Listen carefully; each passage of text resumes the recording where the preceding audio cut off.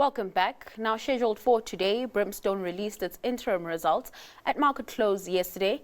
The investment group boasts a 35% jump in headline earnings per share, largely driven by a more than doubling in Sea Harvest's contribution to attributable profit during the period. Looking ahead, easing inflation and interest rates, along with structural reforms, are expected to boost the next reporting period too. Company's CEO, Mustaq Brey, joins us with his assessment of the performance. Mustaq, thanks so much for your time this afternoon. And maybe let's start by addressing the rush to release the numbers. As mentioned at the top, financials were scheduled to be released this morning, but we did see those numbers coming out yesterday. What was the reason behind that?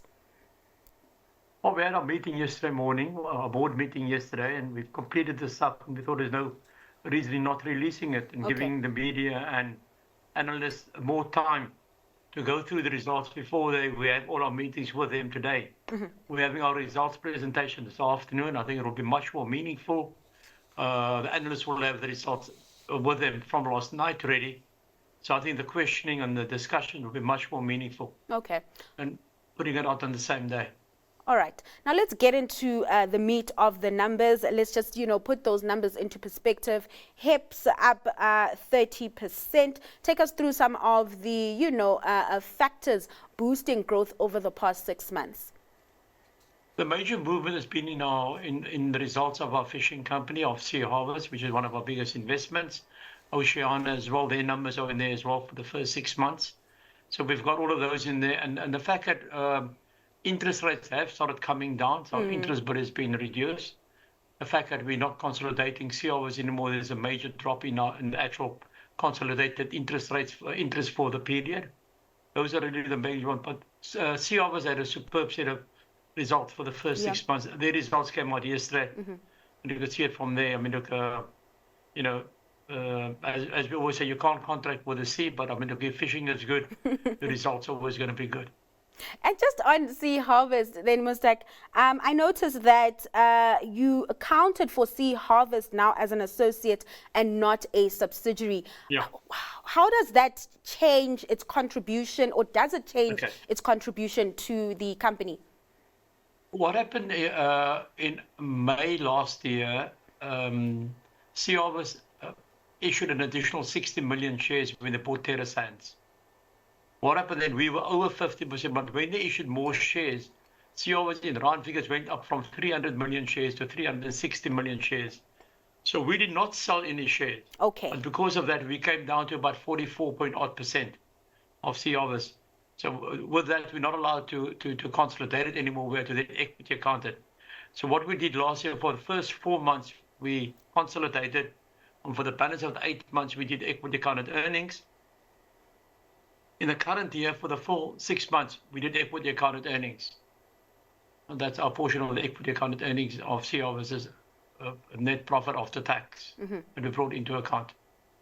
And then talk to me about managing costs and managing your finance costs in this kind of environment. I mean, you briefly touched on how the economic environment seemingly seems to be getting better. We are seeing those rates coming down. We are seeing inflation coming down as well. Now, look, that's helping us. The fact that we've also reduced our debt in the last 12 months has also helped us. That's been a big factor as well. But I mean, the economy overall is not in good condition. You can see it with all the retailers as well. At the moment, there's not a lot of money, not a lot of spare cash around. And I think the retail trade as such is going to have quite a tough time going forward. All right. Which could affect some of our company's sales as well. Yes.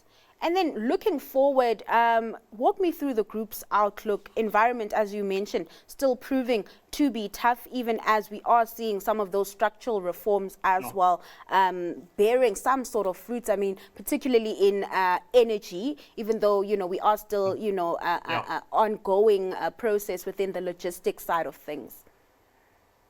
Well, we're quite positive about the future, and that both of our bigger investments, of the two biggest investments, Oceana and Sea Harvest, both of them, they do quite a bit of foreign sales. I mean, more than 50% in both cases are sold in foreign currency and overseas. So those markets are still quite buoyant, and we're quite happy that they will still be. And there's superb demand, as we heard yesterday, for the whitefish that's being produced by both Sea Harvest and Oceana from Europe. That market we're battling to and actually fully supply those markets at the moment.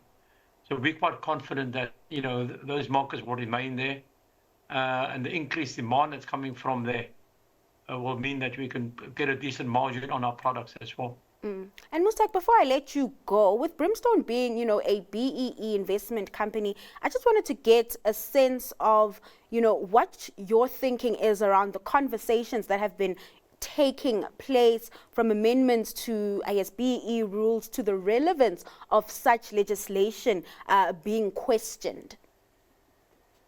I think it's quite right that they are questioned. I think we need to update what we've done.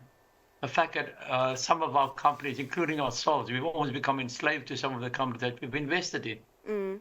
The fact that we in a regulated industry, in the fishing industry, with both Sea Harvest and Oceana, at the moment, we're going to look and see that both Sea Harvest and Oceana don't lose their quotas if we sell our shares in Sea Harvest and Oceana.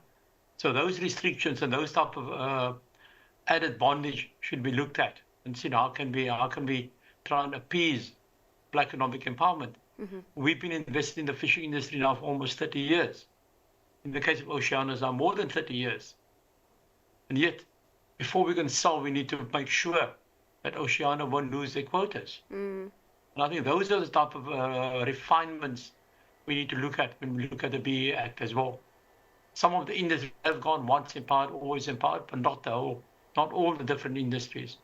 And I think we need to get more clarity on that. And the quicker we get that, the quicker it will be better for BEE and for the funders of BEE as well to know where they stand.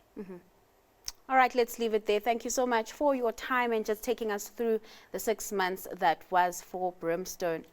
Now, that was Mustaq Brey, CEO of Brimstone.